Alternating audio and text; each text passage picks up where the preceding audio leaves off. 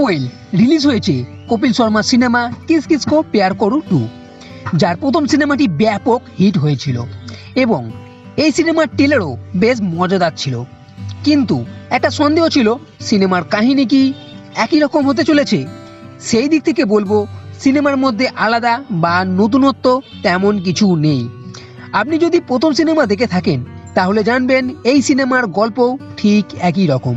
You তো বলতে গেলে কপিল শর্মা মানে মোহন একজন হিন্দু, সে একজন মুসলিম মেয়েকে ভালোবাসে, কিন্তু এদের দুজনের পরিবার বিয়ে দিতে রাজি নয়, কিন্তু এরা বিয়ে করতে চায়। কিন্তু এরপর মোহনের সঙ্গে এমন কিছু ঘটনা ঘটছে যার জন্য প্রথমে এক মুসলিম মেয়ের সঙ্গে বিয়ে করতে হচ্ছে, এরপর তার বাবা মায়ের দেখা এক হিন্দু মেয়ের সঙ্গে বিয়ে করতে হচ্ছে, ও পরে এক খ্রিস্টান মেয়েকে বিয়ে করছে, আর এরপরেই তৈরি হচ্ছে এক জগা খিচুড়ি। কিন্তু প্রথম সিনেমাটার মতো যে মেয়েটিকে সে ভালোবাসে তাকেও বিয়ে করতে চায়, মানে কাহিনী পুরো সেম সেম।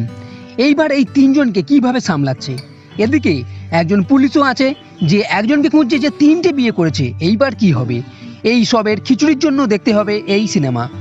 বলতে গেলে সিনেমার মধ্যে নতুন কিছু না থাকলেও একটা জিনিস আছে, সেটা হচ্ছে কমেডি, যেটা সিনেমার প্রথম থেকেই দেখা যাবে। সেই দিক থেকে বলবো কমেডি সিনেমা হিসাবে এটা ঠিক আছে।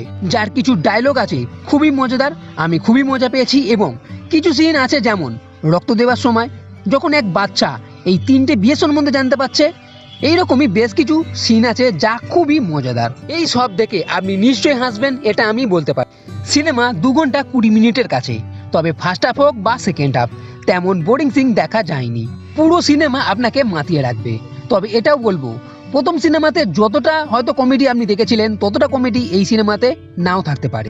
আর প্রথম সিনেমাতে কপিলের যে বন্ধু ছিল তার দিক থেকে বেশ মজাদার ছিল, তবে এই সিনেমাতে এর যে বন্ধু আছে সেদিক থেকে মজা আছে তবে অতটা নেই। সব মিলিয়ে পুরো সিনেমা এন্টারটেনিং আছে, আপনি দেখে নিতে পারেন। তো এই ভিডিওটি যদি ভালো লেগে থাকে তাহলে লাইক করো, কমেন্ট করো, শেয়ার করো, আর এই চ্যানেলটি সাবস্ক্রাইব করতে কখনোই ভুলবেন না। এই ভিডিও দেখার জন্য ধন্যবাদ।